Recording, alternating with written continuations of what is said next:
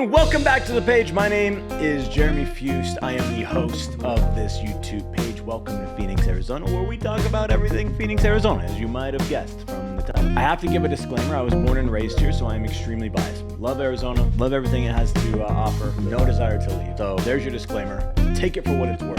I own a large real estate team here, and so the combination of being a native, which is a rare breed, by the way, and being in real estate for a while, and we sell hundreds of homes every single year, I like to think I'm a subject expert on the location because I go in all the spots and all the things. So let's jump into it. Let's waste no more time. We're talking about, is Phoenix and the surrounding suburbs a good spot for you to land? Is it a good fit for you? That's really, really important before you decide to make a move. Is it going to fit the lifestyle that you want to live in your family? Do you want to bring and move everybody over here? Or are you going to have regrets, you know? So we're gonna jump into it and let's just talk about it. This is gonna be more of an open, me just rambling about Arizona because I've been here and I can just kind of go off the dome on my thoughts and my opinions and everything of that sort. So we're just gonna jump into it. Obviously, the purpose of this video is gonna definitely be more catered towards somebody who is uprooting and moving here. Because if you already lived here, you would know if it is the right fit for you. So if you're not familiar with Arizona too much, hopefully you get something from this video. And if you do, please do the whole like, subscribe, comment thing because it does help me out tremendously. I know all the YouTubers say it, but it really does help. It really does.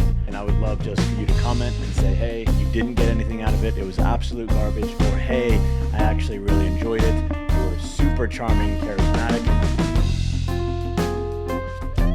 Or whatever you want to say, right? I would just love some feedback on this. It is a newer channel. I'm just starting out a couple months ago, and so I really just want to try to provide as much value as I can to anyone looking to make the move. So let's just get to it. Is it a good place for you? Does it fit what you are looking for? You know, we get this a lot, right? When we're speaking to people who are thinking about making the move, they call us up and they ask us questions about neighborhoods, schools, crime, things of that nature. And the real answer is it really depends on where you're coming from. Throughout the country, there's different subcultures that provide different sort of amenities, sort of lifestyle. And so depending on what you're used to, it might not be a culture shock or it might be a huge culture shock for you, right? If you're coming from, let's say, New York, Metro Phoenix is going to be like, what the heck? What are you guys doing here? What are you doing here? If you're coming from California, you might be, what are you doing here? You know, if you're coming from Vegas, not so much of a culture shock. And one of the biggest things that people kind of skim over is the way transportation works here, if you will. We have terrible public transportation. We don't have a subway. We don't have trains. We don't have anything of that sort. We do have something called a light rail, and it goes from Mesa to downtown Phoenix. And so sometimes that's beneficial, but that is really just pathetic if you were to measure it against any other sort of public transportation from like Chicago or New York or anything like that. Does it have its uses? 100%. But if you do not have a vehicle here, you're not depending on that light rail to get to where you want to go, okay? I'm just going to say that. You're not going to depend on that. You need a vehicle. You need a vehicle. Let me take that back. Life is significantly easier with a vehicle here. And because of the intensity of our summers, you don't really want to be standing outside waiting on a bus. You definitely don't want to be riding a bike. Also, Metro Phoenix is quite large, so if you need to get from one side of the town to the other, buses, bikes, things like that aren't going to be ideal for you. So having a vehicle is humongous. So highly recommend.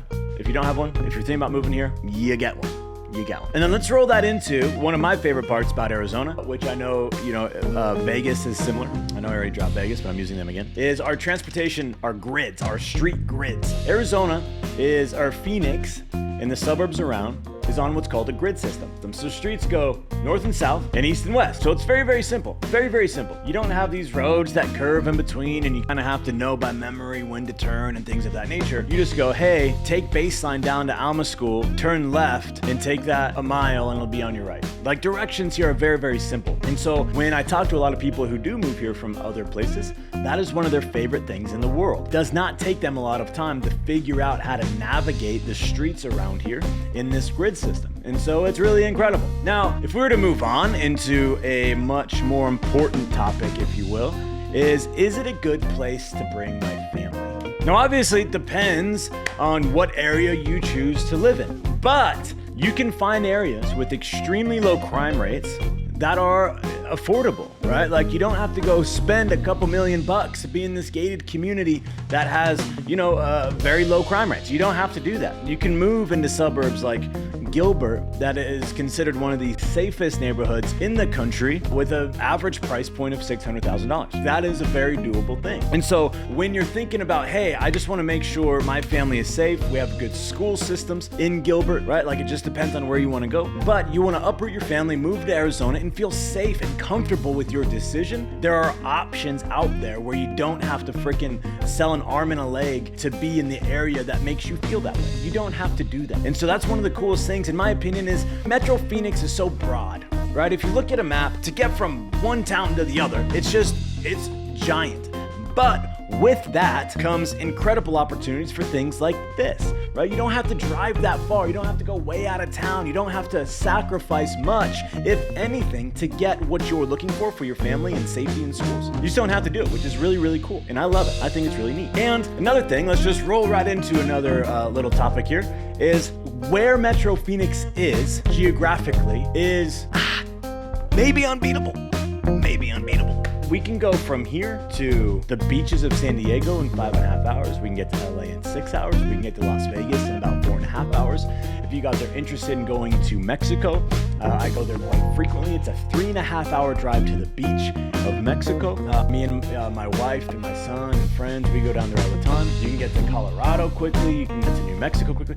You can get to so many different things. Now, the way that Phoenix is, one giant big city, right? Surrounded by desert. I'm sure you know the cliche, and it's very deserty and hot. But you drive an hour and a half and you're in the freaking mountains and pine trees. You can go play in the snow. Where we're located, there's so many things that you can just go and do and disconnect from your little world and go take a break and go snowboarding, taking the kid sledding, going to the lake and tubing on a boat, to going to the Salt River on a kayak and just floating down there and doing your thing. There is so much opportunity to have a little mental vacation, if you will, and just get out of here for the weekend. Me and my wife and family, we're little Disneyland nerds. It's where I proposed. Me and my wife had passes for a long time. We go there frequently. And so for us, just cruising down 6 hours, we get to Disneyland super quick. Like, that's a big win for us. That's a big win, and we don't have to live in California, right? And everything that entails. And so just geographically, I think Metro Phoenix, like, we just have so many different options, right? So many different options where we can just get away and just take that mental vacation that a lot of us need. And so geographically, like, it's one of my favorite things in the world. Okay, so let's roll into my specialty. We talk about housing. Arizona is a very unique market because of the weather and the temperatures. Most of the year, our weather is beautiful. It's really just the months of June through August, September, where the heat gets to be pretty extreme. And so certain people will leave the state for those months, and then they'll come back September, October, maybe November, something like that. But what that does and what that has caused with our incredible climate, I think it's incredible, is it has allowed Arizona to flourish. The economy in Arizona is currently ranked as the 5th strongest economy in the country, which is great. Cool. Round of applause, Arizona, right? But the housing market here is competitive currently. This is filmed in August of 2023. Now, I know throughout the country right now, we have the same problem. We have a supply problem, which is causing appreciation and all these things. And now we're dealing with interest rates and inflation and all these other different financial factors. But a lot of these new tech companies, right? We're talking Zillow, OfferPad, Open Door, all these tech real estate companies. They do a lot of testing and new programs and rollouts and things like that in Arizona because of the market, because of the influx of population we get, because of the climate stuff and how it's affordable for what it's worth and all these things. And so we get this influx of people, which absorbs all of our supply, and it's just kind of this whole thing. But so the housing market in Arizona is unique. I call it unique. Another competitor would be something like a Florida, where there's a lot of influx, right? There's a lot of people moving and migration into these states. And so it's causing a lot of competition. And so depending on what side you're on, are you a buyer, are you a seller? There's a different answer for this. Meaning for sellers, there's going to be appreciation. There's going to be, because what causes appreciation is simple economics 101, and that's supply and demand. We don't have the supply for the demand that we currently have, which is causing home prices to go up. And once interest rates and all this financial stuff kind of simmers down over the next 12, 24 months, the lack of inventory we currently have will be absorbed, and the more inventory that is absorbed, prices will go up once again because there's not enough options. It causes bidding wars and it causes appreciation to happen. So if you're a seller, it's an amazing opportunity to ride this appreciation wave that we saw in 2020, 2021, obviously 2022, things kind of shifted and interest rates went up. Real estate market kind of stopped. And so we did see a drop in home values because our inventory basically almost doubled in a span of 6 months because of the sticker shock of interest rates going from 3% to 7% in a matter of months. And so now what we're seeing currently of 2023 is those home prices about to bounce up. They're bouncing back up because that sticker shock isn't so aggressive as it was last year, and because we don't have the inventory, right? So the point being, I know that was a long rant, but the point being is the housing market in Phoenix is competitive. As of this month, August 2023, what I am trying to do with a lot of folks who are moving from out of state is get them into a new construction, a new build. Because what these guys are doing is they're taking advantage of the current situation. The current situation is interest rates are high. If you go the classic way of buying a house, you're going through a lender, you find a resale home, interest rates are going to be a little high. And so new builds, they're going, hey, what if we offer a lower interest rate to entice these people to come and look at our homes? And they're selling like hotcakes because they're making it very, very competitive. Interest rates are typically going to be lower, if not significantly lower, with new construction. So if you are thinking about making the move, I highly encourage you guys, take a look at new construction, shoot me a text, give me a call. My contact info will be in the comments below. I can just have a conversation with you. I can just email you some stuff, whatever makes you feel comfortable, just to get some more information, right? Like I'm not gonna blow you up. I always tell everyone I'm the worst salesman in the world because all I want to do is provide enough information to show you and prove to you that I'm better than everybody else and I will take care of it. I'm not gonna blow you up and call you a billion times and text you yourself. I just want to give you as much information as you need to make the decision that is best for you. Right? And so look at the new builds. Okay, that was a long rant.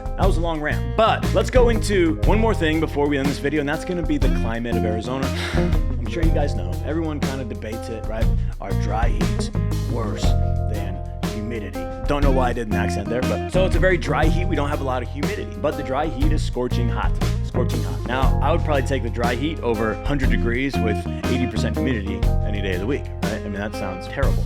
But the rest of the months, we're talking freaking October, November, December, January, February, March, April, May. Beautiful weather. You can go outside anytime you want. You don't have to shovel snow. You don't have to worry about any of that stuff. But you do have to be concerned about the summer times because HVAC, AEC, air conditioning in your house, one of the most important things that you could ever have. And because your AC kicks all summer long to try to keep your house down, this is when a lot of AC systems break. When an influx of AC systems break, these repair companies get overwhelmed. There's a delay on getting it fixed. And so if you do decide to move here, I highly encourage you, get on some sort of service plan. Make sure you're getting your AC service every 6 months or so. And this is another reason why moving into new build is so great, because you have a brand new system and you don't have to worry about it. But I do encourage you guys, make sure you take care of your AC. You do not want your AC to go out because Murphy's Law, what is Murphy's Law? If it will or something like that, it will break at the least opportune time when it is 150 degrees outside, and that is an absolute day ruiner. So also, same thing applies with your vehicles. Just make sure you're taking care of them to make sure when these hot months do come up, you're not just stranded. Now, all the other months, we barely run. Like me personally, like in wintertime, it's windows open, systems off, the HVAC system is off. It does get a little chilly sometimes, but like I'm all about that cold, right? Like I'll just throw a blanket on or whatever, bundle up at home. But just make sure you're taking care of anything that's going to take care of you, right? Because that heat does get brutal. Okay, guys. That's all I got for you today. Please like, subscribe, do all the things. I'm going to leave my contact info in the comments below. If you guys need anything at all, please don't hesitate to ask. I am here to serve. I am here to help you and make the transition to Arizona as freaking seamless as possible. Love you guys. Have a good day. Talk soon.